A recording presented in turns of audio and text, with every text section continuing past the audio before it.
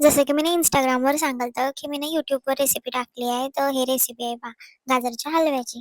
गाजर पहिले धुईसन खिशी घेतले आणि मग गाजराचा खीस परत पाण्यानं धुतला. का बरं? की पहिलेच कधी धुईसन फक्त खिसले तर तो कचा-कचा लागतो कवा-कवा. म्हणून खिसल्यावर एकदा परत धुयाचा त्याला मस्त. मग कचा-कचा नाही लागत. मग मस्त कढाई गरम होऊ द्यायची आणि तो खिसेल जो गाजराचा खिस आहे तो टाकी द्यायचा याच्यामध्ये. कोळाच टाकायचा, काही तूप-बीप टाकायचं नाही. पहिले मस्त त्याच्यातलं जे पाणी राहतं ना आणि आपण पाण्यात बी धुतलाय त्याले, मग ते पाणी पुरं निघी जातं. असा कोळा खट्ट होऊ द्यायचा मस्त. कोळा झाला की मग त्याच्यात असं दूध टाकी द्यायचं. दुधात त्याला होऊ द्यायचा थोडा वेळ आणि मग साखर टाकायची चवीनुसार आपल्याला जशी आवडते. माझ्या मम्मीने 1 वाटी टाकली तर ते बरोबर झालते आमच्यासाठी चवीले.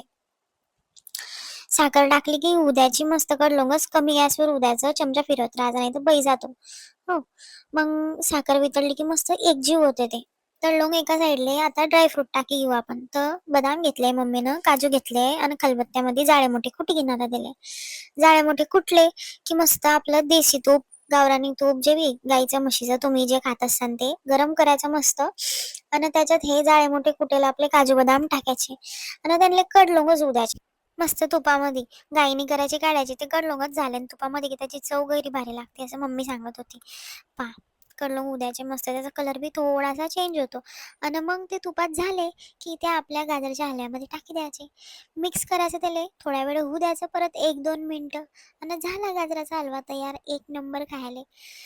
चला व्हिडिओ आवडला असेल तर लाईक शेअर कर जा. या चॅनलवर मी आपल्या सगळ्या खानदेशी रेसिपी एक एक टाकणार आहे.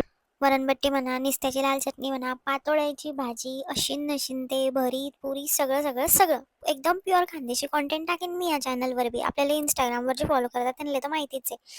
त्याचे नवीन असतील तर सबस्क्राईबर करा, तुम्हाला खानदेशी कंटेंट भेटणार आहे. चला मग व्हिडिओ एन्जॉय करा. पहा किती सुंदर बनलाय गाजराचा हलवा. एन्जॉय करा तुम्ही बी ही रेसिपी नक्की ट्राय करी पाहिजे. राधे राधे, जय खानदेश.